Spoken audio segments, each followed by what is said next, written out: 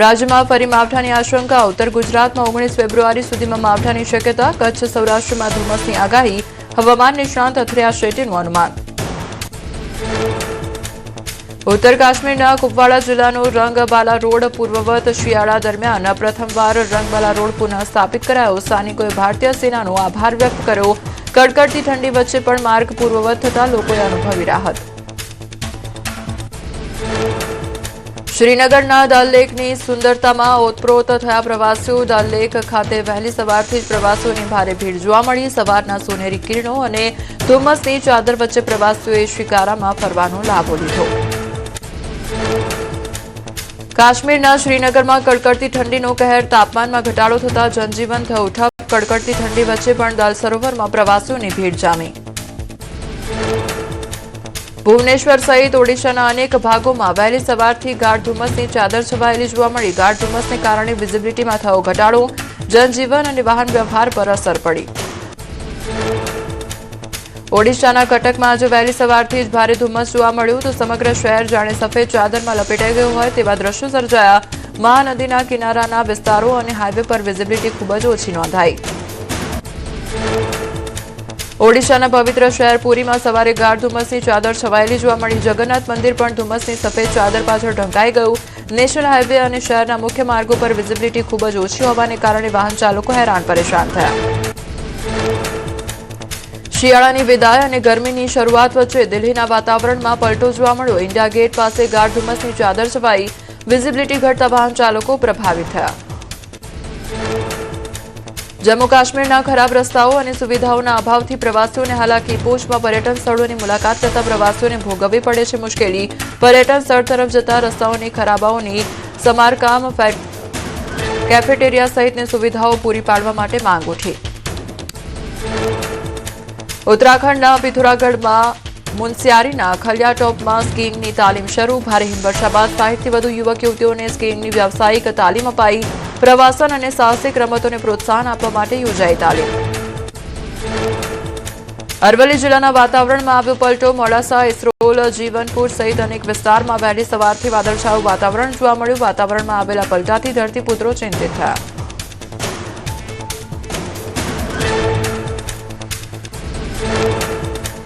વલસાડના પારનેરા પાડી ગામે વગર વરસાદે ખેતરો પાણીમાં ગરકાવ. નહેર વિભાગની બેદરકારીને કારણે ખેડૂતોને નુકસાન વેઠવાનો વારો આવ્યો.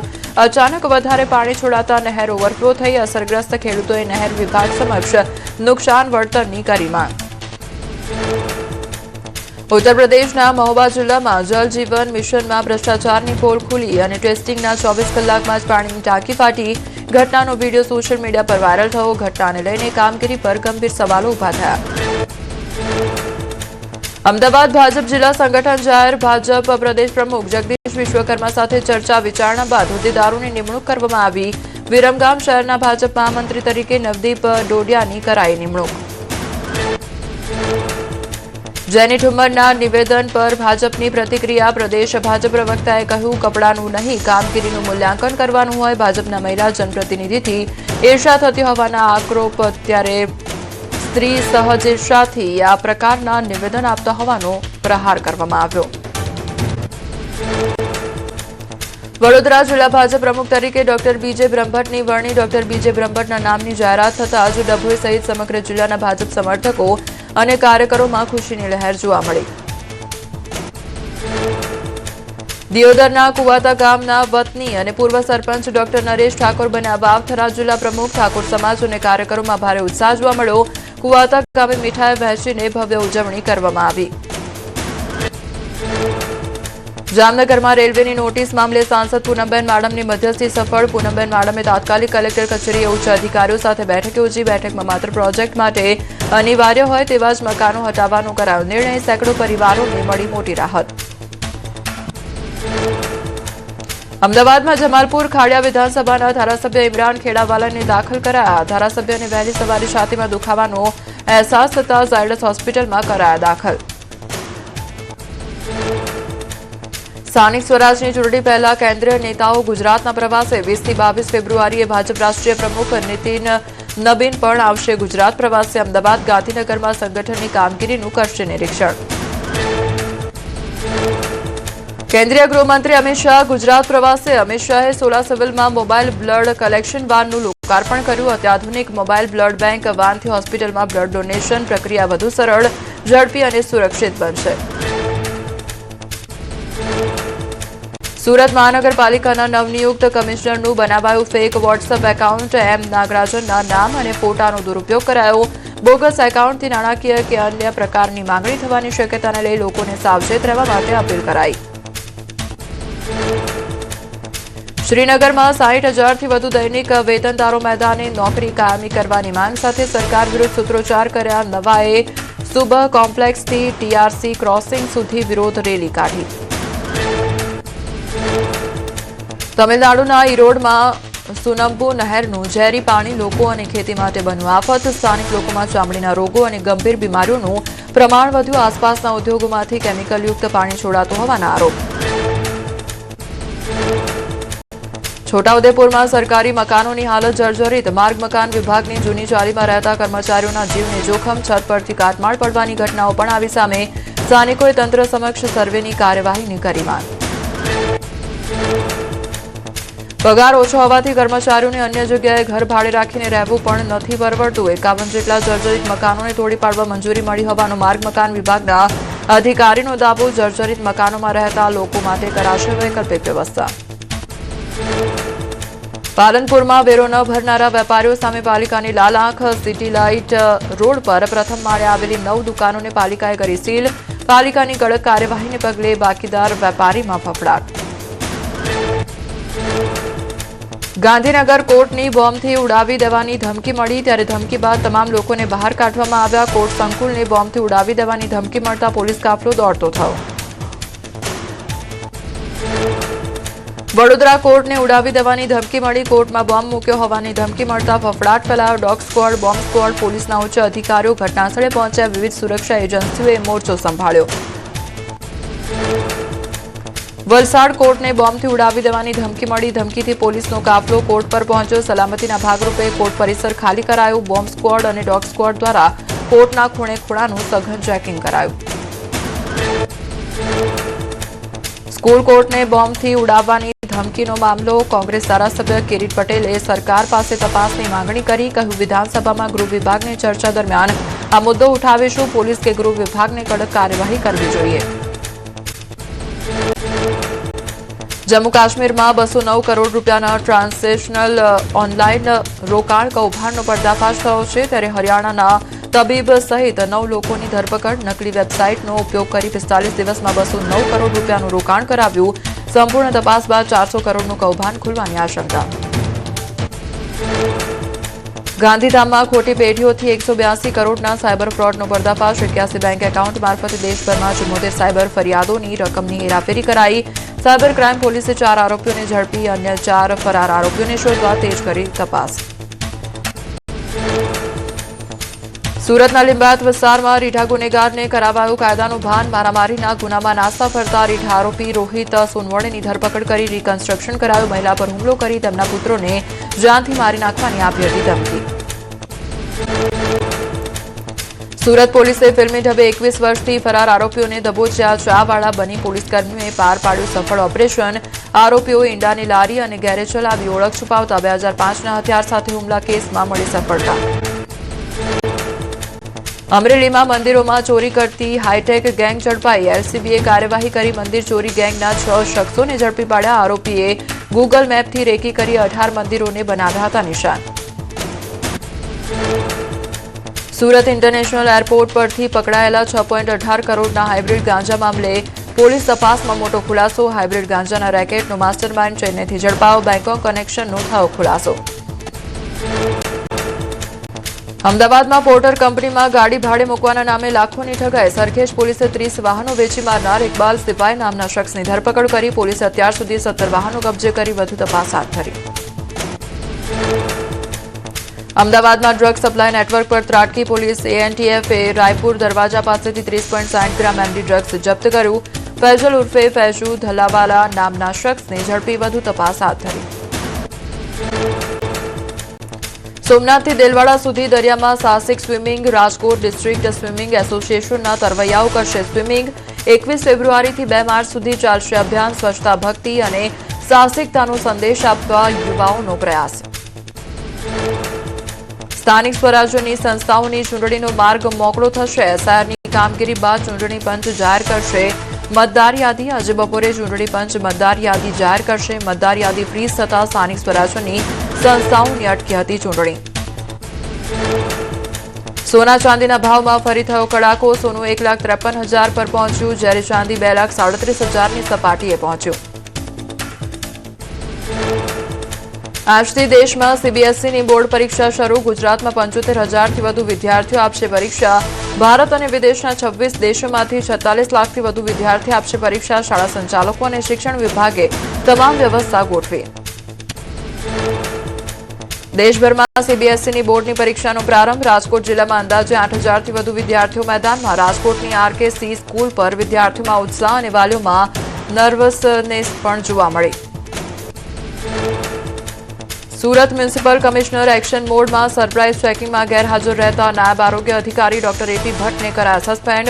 કમિશનરે ભાગળ વેજીટેબલ માર્કેટ વિસ્તારમાં આકસ્મિક મુલાકાત લેતા પાલિકા તંત્રમાં દોડધામ મચી.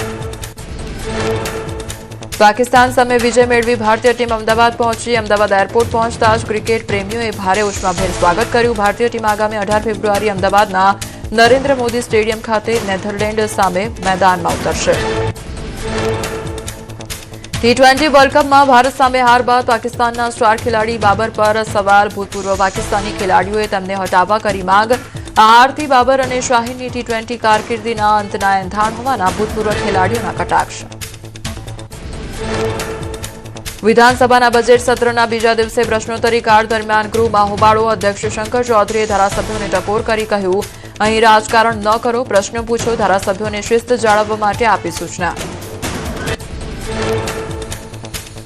જમ્મુ કાશ્મીરમાં પહેલગામ આતંકવાદી હુમલા બાદ બંધ કરાયેલા પ્રવાસન સ્થળ ફરીથી ખુલશે. 14 જેટલા પ્રવાસન સ્થળ ફરીથી ખોલવા લેફ્ટનન્ટ ગવર્નર મનોજ સિંહાના આદેશ. સંપૂર્ણ સુરક્ષા સમીક્ષા અને ચર્ચા વિચારણા પછી પ્રવાસન સ્થળો ફરીથી ખોલવાનો આદેશ કર્યો. તમિલનાડુના હિલ સ્ટેશન ઊટીમાં 128માં ફ્લાવર શોની તૈયારીઓ તેજ. બોટનિકલ ગાર્ડનમાં 10 લાખ રોપાઓનું વાવેતર શરૂ કરાયું. પ્રદર્શનમાં 50,000થી વધુ ફૂલના કુંડાઓ મુકાશે. ફ્લાવર શોમાં આ વર્ષે અંદાજે 25 લાખ મુલાકાતીઓ આવે તેવી શક્યતા. આસામના સીએમ હિમંતા બિસ્વા શર્માએ મા વિંધ્યાવાસિનીની ચરણે શીશ ઝુકાવ્યું અને મા વિંધ્યાવાસિનીના ભવ્ય દરબારમાં પૂજા અર્ચના કરી. દેશ અને આસામની સુખ શાંતિ માટે પ્રાર્થના કરી. તમિલનાડુના વેલોરમાં પાલાર નદીના પટમાં મયાન કોલ્લએ ઉત્સવની પૂર્ણાહુતિ. નદીના કિનારે અને સ્મશાન વિસ્તારોમાં ઉત્સવની પરંપરાગત રીતે ઉજવણી કરાઈ. નદીના કિનારે હજારો શ્રદ્ધાળુઓ ઉમટ્યા. રાજસ્થાનના નાગૌરમાં વિશ્વ પ્રસિદ્ધ પશુ મેળાનો થયો પ્રારંભ. મેળામાં પશુઓની સાથે દેશી લાલ મરચાં અને મસાલાની જામી રંગત. મેળામાં પશુઓની સાથે લાલ મરચાં અને અન્ય મસાલાઓનું થાય છે વેચાણ. ઉજ્જૈનમાં ફાલ્ગુન અમાસના પવિત્ર અવસરે બાબા મહાકાલની ભવ્ય ભસ્મ આરતીમાં ભક્તોની ભારે ભીડ જામી. તો નદીમાં પવિત્ર સ્નાન કર્યા બાદ હજારો ભક્તોએ ભસ્મ આરતીમાં ભાગ લીધો. મંદિર પરિસર હર હર મહાદેવ અને જય મહાકાલના જયઘોષથી ગુંજી ઉઠ્યું. દાહોદના સંજેલીમાં મામલતદારે હાથ ધર્યું મેગા ઓપરેશન. રાજસ્થાન તરફ જતી ઓવરલોડ રેતી ભરેલી ડમ્પર ગાડીઓ ઝડપાઈ. મામલતદારની કાર્યવાહીને લઈને રેતી માફિયામાં ફફડાટ ફેલાયો. સ્થાનિક સ્વરાજની ચૂંટણી બાદ મિશન વિધાનસભા. કોંગ્રેસ નેતા ગ્યાસુદ્દીન શેખનો દાવો. વિધાનસભાની ચૂંટણીના 1.5 વર્ષ પહેલા રાહુલ ગાંધી આવશે ગુજરાત પ્રવાસે.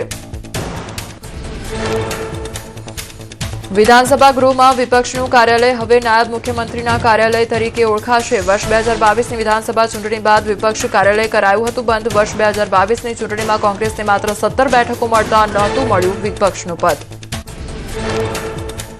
બિહારના મુખ્યમંત્રી નીતિશ કુમારે 25 લાખ મહિલાઓના ખાતામાં 10,000 જમા કર્યા. તો રાજ્યમાં મહિલાઓને સશક્ત બનાવવા માટે ભર્યું પગલું. મહિલા રોજગાર યોજના હેઠળ લાભાર્થીઓના બેંક ખાતામાં જમા કરી રકમ. અમેરિકન સૈન્યએ હિન્દ મહાસાગરમાં વધુ એક તેલ ટેન્કર જપ્ત કર્યું. કેરેબિયનથી આવેલા ટેન્કર પર નજર રાખી રહ્યું હતું. અમેરિકન સૈન્ય પેન્ટાગોન દ્વારા પોસ્ટ કરાયેલા વિડીયોમાં યુએસ સૈનિકો ટેન્કરમાં ચડતા દેખાયા. ટ્રમ્પ વહીવટતંત્રના વેનેઝુએલાના તેલ પર નિયંત્રણ લેવા પ્રયાસ. યુદ્ધગ્રસ્ત ગાઝાના પુનઃનિર્માણ માટે $5 બિલિયન ભેટ રાષ્ટ્રપતિ ડોનાલ્ડ ટ્રમ્પના બોર્ડ ઓફ પીસ ઉદ્ઘાટન બેઠકમાં દાવો ગુરુવારે વોશિંગ્ટનમાં મળનારી પ્રથમ બેઠકમાં બોર્ડના સભ્યો કરશે ઔપચારિક જાહેરાત ડોનાલ્ડ ટ્રમ્પે સોશિયલ મીડિયા પર કરી પોસ્ટ 22 એપ્રિલે ખુલશે કેદારનાથ ધામના કપાટ ઉખીમઠમાં ઓમકારેશ્વર મંદિરમાં તારીખ જાહેર ભગવાન કેદારનાથની પંચમુખી ડોલી 19 એપ્રિલ શીતકાલીન ગાદી સ્થળ ઉખીમઠથી ધામ માટે પ્રસ્થાન કરશે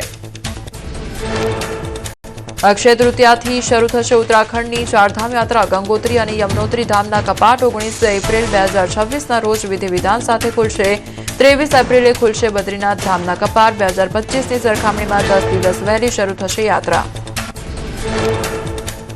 ભારત ડિજિટલ ક્રાંતિમાં અગ્રણી માઇક્રોસોફ્ટના સ્થાપક બિલ ગેટ્સે આપ્યું નિવેદન પ્રધાનમંત્રી મોદી અને આંધ્રપ્રદેશના મુખ્યમંત્રી એન ચંદ્રબાબુ નાયડુને આપ્યો શ્રેય બિલ ગેટ્સે ચંદ્રબાબુ નાયડુ સહિત મંત્રીઓ અને અધિકારીઓ સાથે મુલાકાત કરી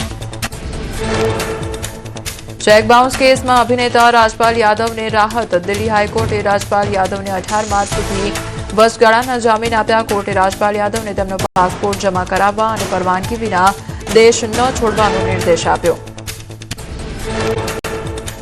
અભિનેતા રાજકુમાર રાવે વધાર્યું 10 કિલો વજન આગામી બાયોપિક નિકમ માટે કર્યું મેકઓવર પિઝા મીઠાઈઓ આલુ પરોઠા અને બિરયાની જેવા કેલરીયુક્ત ખોરાક ખાઈને જાણી જોઈને વજન વધાર્યું રાષ્ટ્રીય પુરસ્કાર વિજેતા અભિનેતાએ ખુલાસો કર્યો અરવલ્લીના વાંદિયોલ ગામે કાચા રસ્તાને લઈ અનોખો વિરોધ રોડ બનાવવા માટે અનેક રજૂઆત છતાં સમસ્યાનું નિરાકરણ ન આવતા ગ્રામજનોમાં રોષ ગ્રામજનોએ બાળકોને શાળાએ ન મોકલીને નોંધાવ્યો વિરોધ ચોમાસામાં સ્થિતિ વધુ ગંભીર બનતી હોવાની રાવ રાજકોટમાં શિવ હોસ્પિટલના તબીબ પર બેદરકારીનો લાગ્યો આરોપ હોસ્પિટલમાં સારવાર બાદ તબિયત વધુ બગડી હોવાનો પરિવારનો દાવો મોઢામાં ચાંદી હોવાનું કહીને કેન્સરની સર્જરી કરી હોવાનો આરોપ તબીબે દર્દીના પરિવારે લગાવેલા તમામ આરોપોને ફગાવ્યા સારવાર યોગ્ય રીતે કરી હોવાનો તબીબનો દાવો દર્દીના પરિવારજનો વોટ્સએપથી ધમકી આપતા હોવાનો આરોપ લગાવવામાં આવ્યો દર્દી પાસેથી બિલ પેટે માત્ર 2.47 લાખ લીધા હોવાની કરી વાત ભરૂચમાં મુસ્લિમ સમાજે કલેક્ટરને આપ્યું આવેદન ઈદગાહની જમીન બચાવવા મુદ્દે કરી રજૂઆત તંત્ર દ્વારા ઈદગાહની જમીનને પંપ રૂમ તેમજ પાણીની ટાંકી માટે ફાળવવામાં આવ્યું હોવાનો દાવો તંત્રના નિર્ણય સામે મુસ્લિમ સમાજમાં રોષ